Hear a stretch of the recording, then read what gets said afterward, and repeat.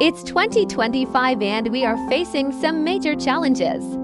Let me show you why growing your own food is going to make more sense than ever before.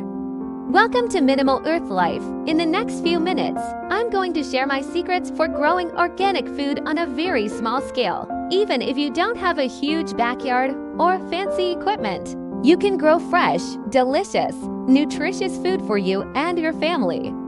I've been growing my own food for many years, and I've learned that it doesn't have to be expensive or complicated.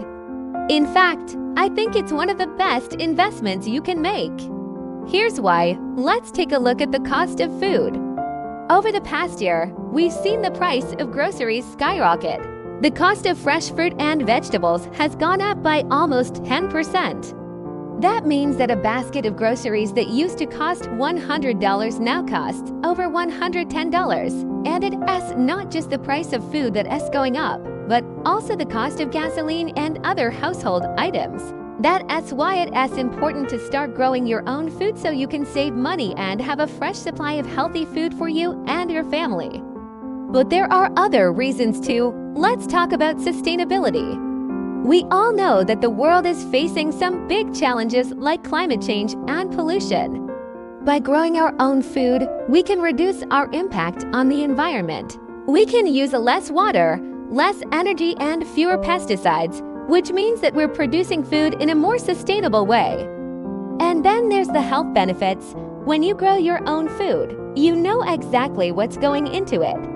You can avoid the harmful pesticides and chemicals that are often used in commercial agriculture, and you can grow crops that are rich in nutrients and flavor. So let's get started. If you want to grow your own food, the first thing you need is a space. It doesn't have to be a huge backyard. It could be a small balcony or even a windowsill. You can grow herbs and vegetables in containers or start a small plot in your backyard. The next thing you need is good soil.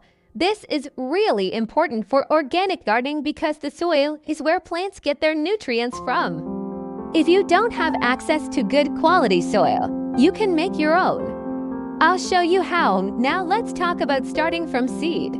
This is a great way to save money and start a garden because you can buy a packet of seeds for a few dollars and grow dozens of plants.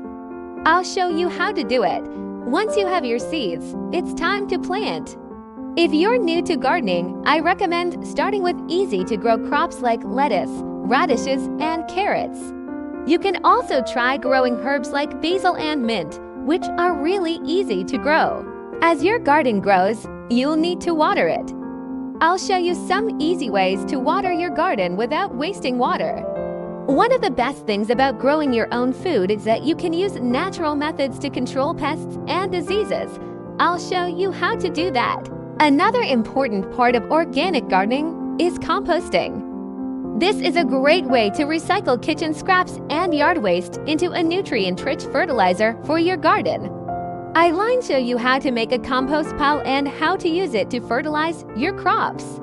Finally, once your crops are ready to harvest, I'll show you how to pick them at the right time for the best flavor and nutrition. Growing your own food is a rewarding and fulfilling experience. It's a great way to save money, eat healthier, and live more sustainably. So let's get started. The first step is to choose a space. It doesn't have to be a huge backyard. Any sunny spot will do. Thank you for watching. Please subscribe for more videos.